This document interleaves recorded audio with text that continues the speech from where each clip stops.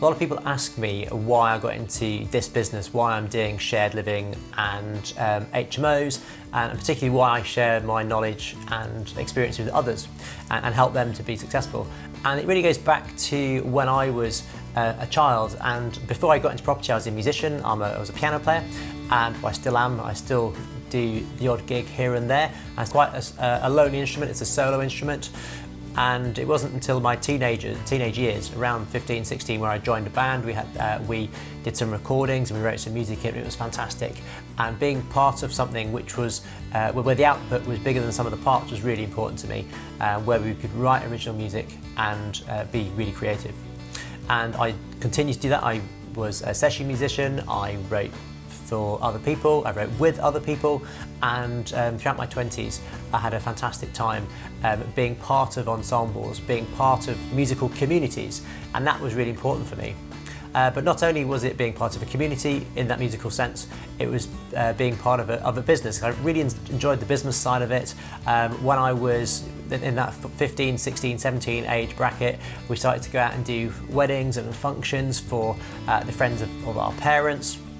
And I remember going and getting paid 50 quid to go and do a wedding where we would be there for about 5 or 6 hours, kind of well below minimum wage. We just absolutely loved it. And I thought, oh yeah, this is exactly what I want to do. But obviously trying to earn a little bit more money along the way.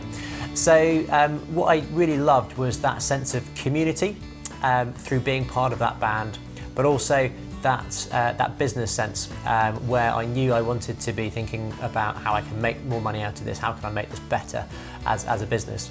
And actually that, throughout my 20s, culminated in setting up a music school, because I realised that the income of being a session musician was very up and down. You know, some days you'd be gigging for weeks on end, other time you'd have nothing.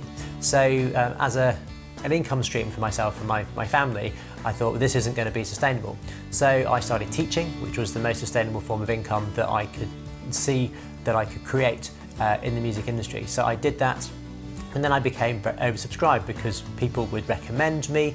I was quite good at it, and I could teach people how to do their grades. I could teach people how to play jazz, and it was good fun. It was good fun for me and for my students. And very quickly I got very busy. So what I found was I had this long waiting list, and I decided to get some other teachers in to teach that waiting list, and that was the beginning of the music school. And that was my first successful business, which actually sold at the beginning of 2019. So the sense of community within music and the sense of business was what really drove me.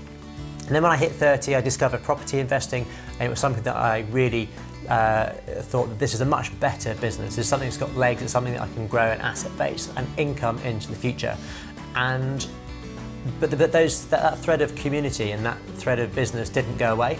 So when I discovered that property was something I really loved, HMOs jumped out at me as something that I really wanted to do, not just because of the high cash flow that you can get from them, but because of that sense of community that when you do HMOs well, you can create.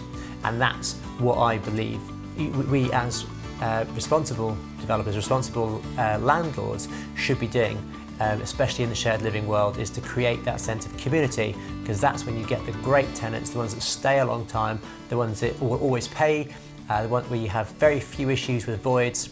And so the sense of community brings the business, and they really come in together.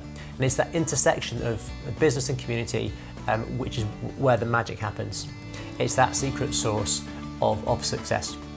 So that's why I do what I do. And I love to share that with others, because I can't have an impact on the co-living world just by myself. I need others to work with us, to work in different areas throughout the UK to ensure that tenants have the best form of accommodation to live in, and they can build communities within their properties.